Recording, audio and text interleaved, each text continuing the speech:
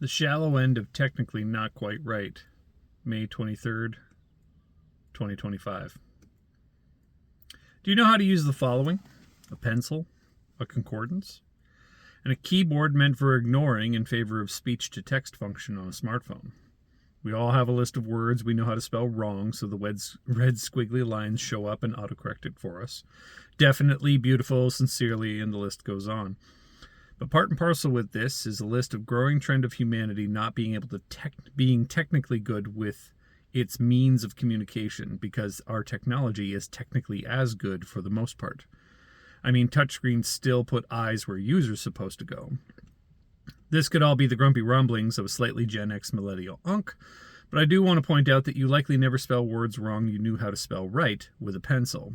Why is that, by the way? I thought keyboards were a more advanced version of technologies that preceded it. Unless keyboards aren't the next best thing, but in a line of new contenders in the ring, because the keyboard inherently accepts human error where the pencil and concordance are used to express human truth. The reason you can use a pencil to do the action of handwriting is to express what you could think or say in a transferable medium. It is very hard to spell a word you know wrong if you in fact do know it. But it is proportionally easy to spell a word wrong on a keyboard that you know how to spell, which is why the red squiggly lines tell us what we did wrong, and then we use the keyboard, and those red lines only show up with the elementary school teacher when we use the pencil. But from there, the touchscreen phones with a laughable accuracy for our giant fingers to type on, the world made a winding rope with its paths back to clarity of expressed written thought. Voice to text works, but only kinda. And the swipe method seemed to do the trick, but only kinda. And before too long, it would seem that we would want to do away with any real input method that had them doing all the imputing that we got to the GPT, where we could enter in the gist of what we wanted and it would spit out its best approximation. And this is where the lines got crossed. It's one thing to write a love letter in a fountain pen and lipstick to a lover, and another thing to print a smooch via JPEG on the corner of a page, and use a handwritten font in GPT to get the exact same words you could have used, even if you use those exact same words and the GPT flex some prophetic synthetic muscles, saying exactly what you thought but couldn't muster to your fingers to type. Would that be a love letter or what looks like a love letter? Because it's currently what a sermon is or what it could be. What we're witnessing is the commodification of intent and meaning. And what you don't ever get when you do that is what you meant or intended. It's only what meaning and intent look like. For example, you likely don't know what the Bible says. You know what a translated copy of the Bible's text copies say. And all that under the assumption that your copy of a copy is memorized, which you don't. And let's be real here. But we can all rest easy knowing that the Bible doesn't tell us to be textually accurate in its distribution, as that weird new tech theology blogger you know, right? And it shall be, when he sitteth upon the throne of his kingdom, that he shall write him a copy of this law book, out from which was before the priests, the Levites. Deuteronomy 17:18, King James Version. Guys, I think we might have missed something. And before the armchair theologians and or language scholars come at me, let's just consider that if the most important people in the kingdom are told to do this, that it would at least be beneficial for it to do it ourselves. Yeah, we aren't told in Hebrew and Greek to hand copy out NLT Bibles, let alone translate them into Hebrew and Greek, or translate them from Hebrew and Greek.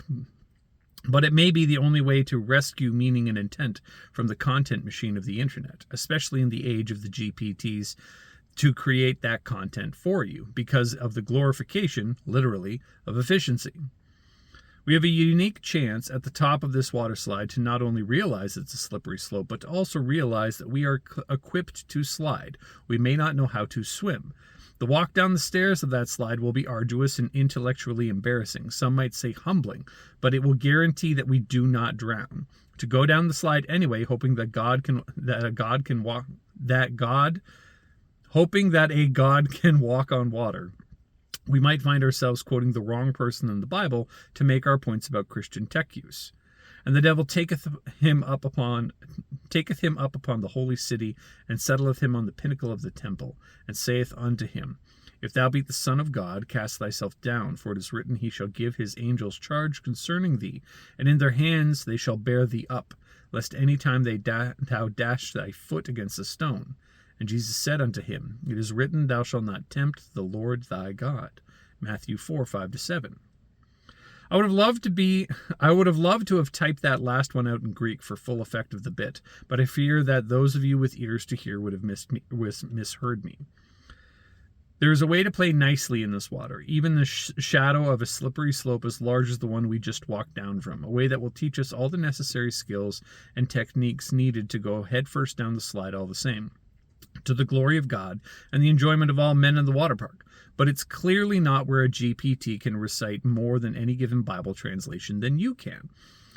That means putting the GPT in the shallow end with you as you write down what you know and search for what you could not find out the hard way.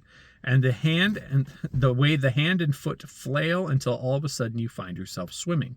The way you splash and cannonball before the swan dive that knocks the socks off the cute lifeguard you want the phone number from.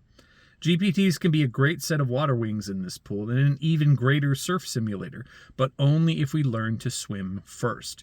Everything before that is a kind of danger that's as transparent as the water it is when it's still. The reason why fences are mandated around pools these days, not to prevent swimming, but to prevent drowning, which looks the same until it's almost too late. But there is a way to enjoy the swim in spite of the danger that comes from an understanding of the nature of danger instead of trying to compensate for it. Swimmers have the same muscles drowners do.